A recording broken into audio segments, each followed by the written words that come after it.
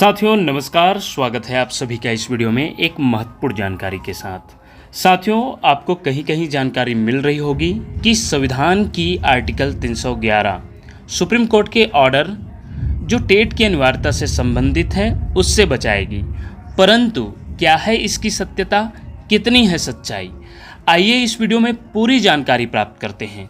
साथियों, सबसे पहले तो हमें यह पता होना चाहिए कि सरकारी नौकरी पाने और उसे सुरक्षित रखने में अनुच्छेद 309, 310 और 311 की क्या भूमिका है। आज हम इन तीनों अनुच्छेदों को आसान भाषा में समझेंगे और जानेंगे कि यह टेट जैसे नियमों पर कैसे लागू होंगे। तो चलिए दोस्तों स्टार्ट करते हैं। आइए सबसे पहले अनुच्छेद 309 या आर्टिकल 309 को समझते हैं, जो भर्ती और सेवा की शर्तें निर्धारित करती हैं। संसद, केंद्र या राज्य की विधानमंडल राज्य को यह अधिकार है कि वे सरकारी सेवकों की भर्ती और सेवा की शर्तों को कानून बनाकर तय करें।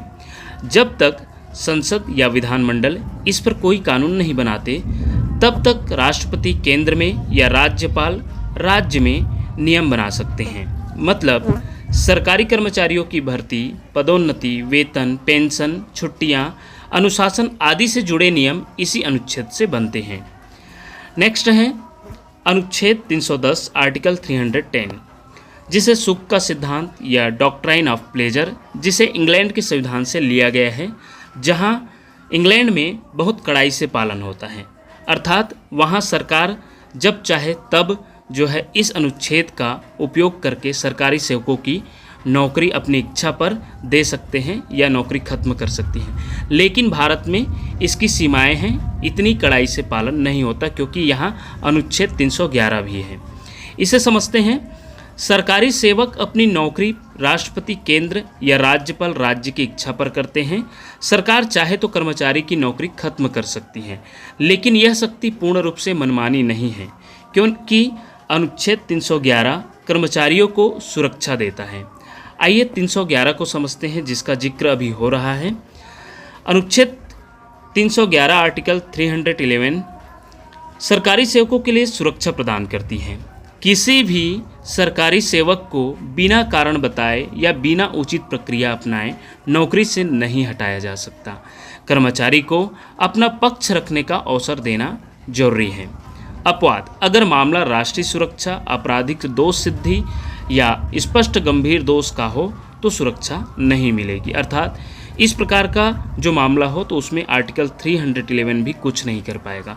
आइए इसे हम टेट से मिलाकर कैसे देख सकते हैं। तीनों का तालमेल से हम टेट के संदर्भ में समझते हैं। अनुच्छेद 309 भर्ती और सेवा शर्तों के लिए आधार देता है। टेट पास करना अनिवार्य है, यह नियम 309 के अंतर्गत है। वही अनुच्छेद 310 कहता है कि सेवक राष्ट्रपति या राज्यपाल की इच्छा पर पद पर है, लेकिन यह इच्छा भी नियमों 309 और सुरक्षा 311 के दायरे में होगी।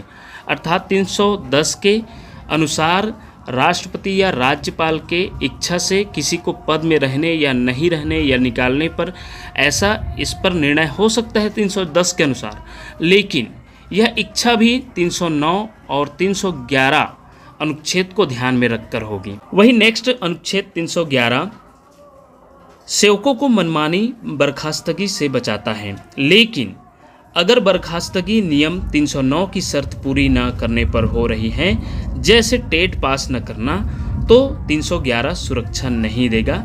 ये भी इसके अनुसार कहा जा सकता है। आइए इसे उदाहरण से समझते हैं। यदि कोई शिक्षक टेट पास नहीं करता और सरकार कहती है बिना टेट आपकी सेवा जारी नहीं रह सकती, तो यह अनुच्छेद 309 के तहत नियमों का पालन है, इसलिए वैधानिक और सही है। यहाँ 311 की सुरक्षा नहीं मिलेगी। याद रखिएगा साथियों, यहाँ 311 की सुरक्षा नहीं मिलेगी। लेकिन यदि कोई शिक्षक टेट पास है, नियमों का पालन कर रहा है, फिर भी उसे राजनीतिक कारणों या दुश्मनी के कारण हटाया जाता है, तब अनुच्छेद 311 उसे सुरक्षा देगा। यानी किसी को राजनीतिक कारणों, व्यक्तिगत द्वेष या मनमानी निर्णय से नहीं हटाया जा सकता। यह जो है 311 इसकी सुरक्षा करेगी। लेकिन यदि किसी प्रकार के नियम हैं, अगर शैक्षणिक अर्हता निर्धारित करती है सरकार, तो उसकी रक्षा जो है 311 नहीं कर पाएगी। यही इसका सार है। इसी प्रकार की जानकारी प्राप्त करने के लिए देखते रहिए आपका अपना चैनल टीचरशिप। धन्यवाद साथियों।